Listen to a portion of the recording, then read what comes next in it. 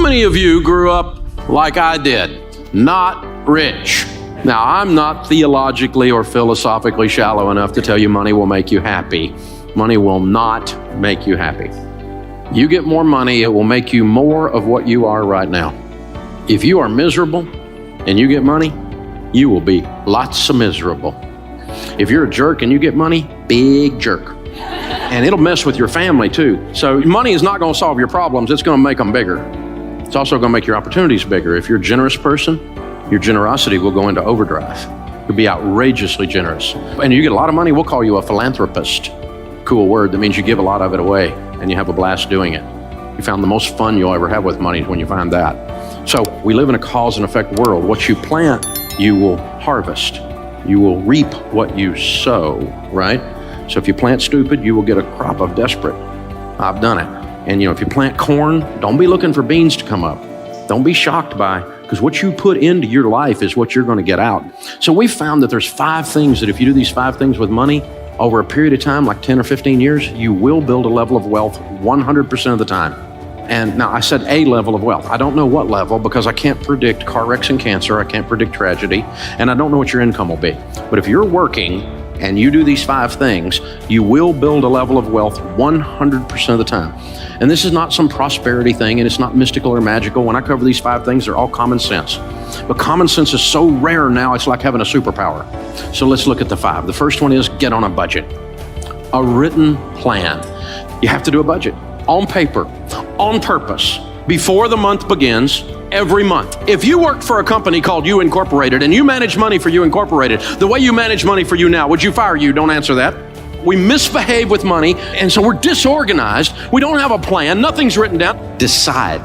The interesting thing about each one of these principles is you can just decide today to do them.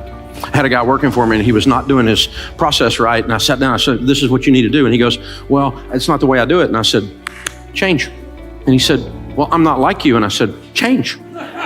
You can decide today to be good at this or leave. You can decide. You can decide to do a budget today.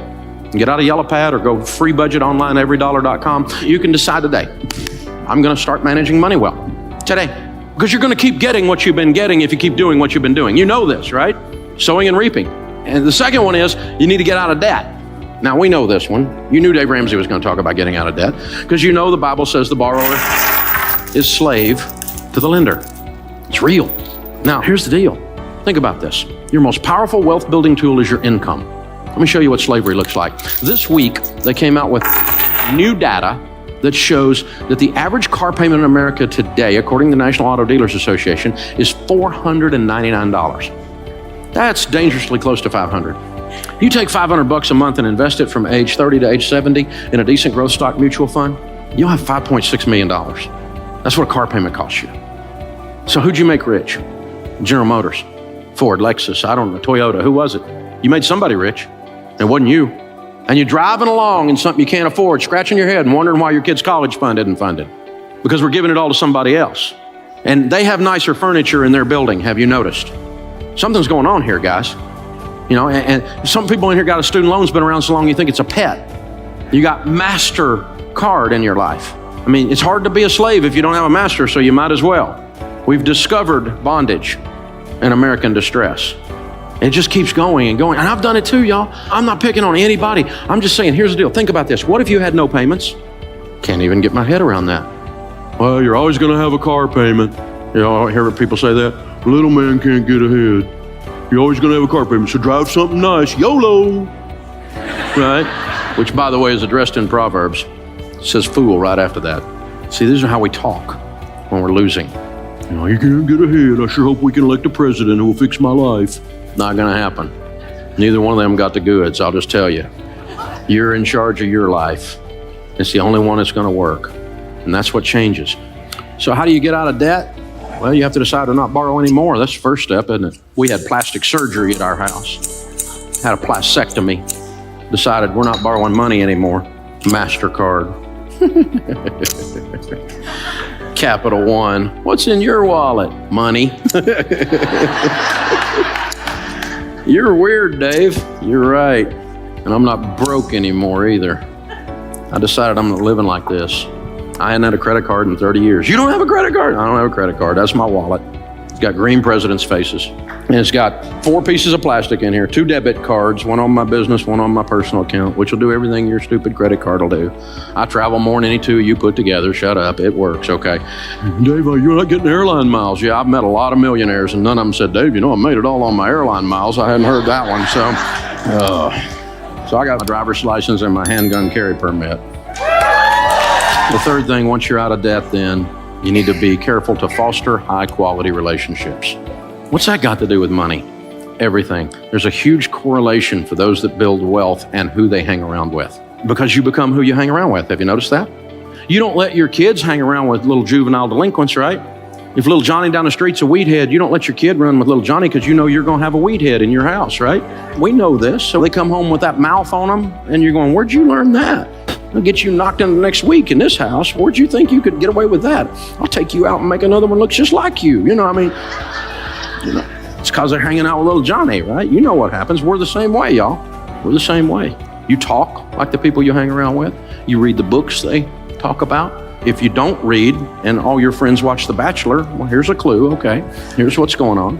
If this is all you know about is reality TV that's not a reality, probably we need to change our diet, Read a book. And so Charlie Tremendous Jones said 5 years from today, you'll be the same person you are today, except for the books you read and the people you meet. Don't be deceived. Evil company corrupts good habits.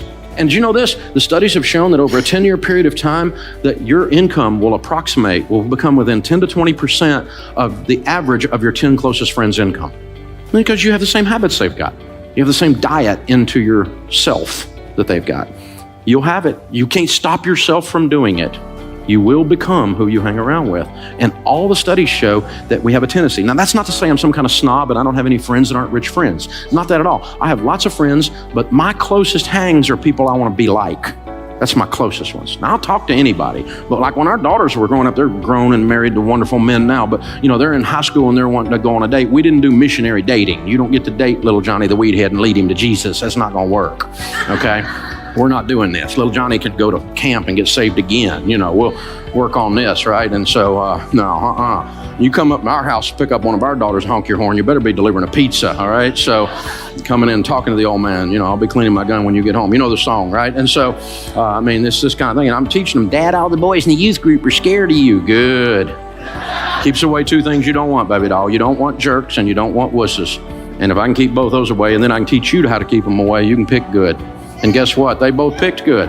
They married studs, man. I got some son-in-law, unbelievable. Man, my sons-in-law are awesome. And it wasn't an accident. You see what I'm saying, y'all? You need to make these choices very, very carefully. The 4th thing is you need to save and invest. In the house of the wise are stores of choice food and oil. Wise people save money. That's what this means. And so it was used in the marketplace, like we use green presidents' faces, as a medium of exchange. If you had a carafe of oil, you were ready to do business. It was a sign of wealth. There were 2 classes of people, poor people and rich people. Most of the people were poor people. This is the Mediterranean. We're talking they ate hummus and olives, no meat. A little bit of bread, maybe a fish if they got some meat, but that was it. Rich people ate what we eat every day. Spices, good meat, Charleston food scene, you know what I'm saying, right? Cooking it up right. That's fine food. Stores of choice food and oil. Choice food and oil are symbols of wealth. So let's read that again. In the house of the wise are stores of money. By the way, the rest of that one says, and a foolish man devours all he has. If you spend everything you make, the Bible just called you a fool again. I've been a fool. Call me a fool too. And I decided to change. Wise people save money. Why? Well, to start with, we save for an emergency, right? Grandma said it. She said save for a rainy day. It's going to rain. You're going to have a car wreck. You're going to lose your job. Something's going to happen. You're going to need some money. Dave, you need to be positive. I'm positive. It's going to rain. Something's going to come up. This one I don't understand. Unexpected pregnancy. Say what? Okay. But people come up with all kinds of things that are emergencies, right? Something's going to happen. And then you need to save and invest so you retire with dignity. I'm going to spend everything I make and hope the government, which is well known for its ability to handle money, will take care of me. Dumb idea. I'm not even sure some of them have opposable thumbs up there. You know what I'm saying? It's just ridiculous.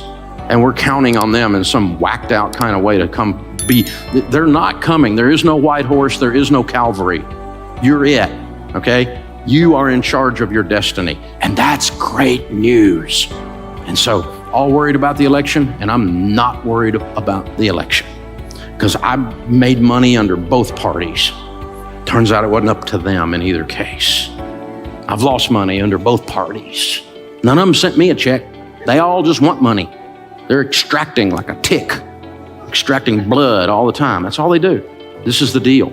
The last one is all about generosity, but this is all about cheerfulness. Generosity is not just a transfer of funds. Generosity is a spirit where you decide to be a generous person. Generous people are more attractive. They smile. They're not grouchy. It's not all about them. They're the ones that open the door. They're the ones when the grocery bag has the bottom drop out and your groceries are rolling all over the parking lot. They're the ones out there helping you pick it up. These are the people that when they go out to eat, they leave a tip, you cheap and ridiculous. Well, I'm not one. I leave big tips because it's a form of generosity. Well, they didn't give me good service. Oh, shut up. They're carrying a tray that weighs more than you. Figure it out. They parked your car in the rain and in the heat. Shut up. Give them some money. They park your $130,000 car and you give them $3. What are you, a nut? That's Ferris Bueller parking the car there. You take care of that, man. I give them a $20 bill. My car's still sitting there when I come out. It's amazing. Besides that guy's working his way through college or something right then. If he says better than I deserve, that's his code for I'm getting out of debt. If they say that, you got to give them a double tip. So I give them 40. My wife's like, I'm going to park your car. No, you're not. You're not working your way out of college. You've already put up with me for 30 years, so it's all right. Generosity is a spirit. It changes everything in your life. But it's awful tough to give if you're broke. If you're in debt and you hadn't saved any money and you don't have a plan and you're not hanging out with other people who are givers. And so change. You get to decide today. It'll change your life. It'll change your family tree. You will change everyone with your last name that follows you if you do these things. It's that powerful. It's unbelievable. The sorrows are deeper and the joys are higher. It changes everything. And when you move this money piece around, it gives you the tools to be that in the marketplace and to be that for your family and to get this monkey off your back and to get that elephant out of the room because he's got to go.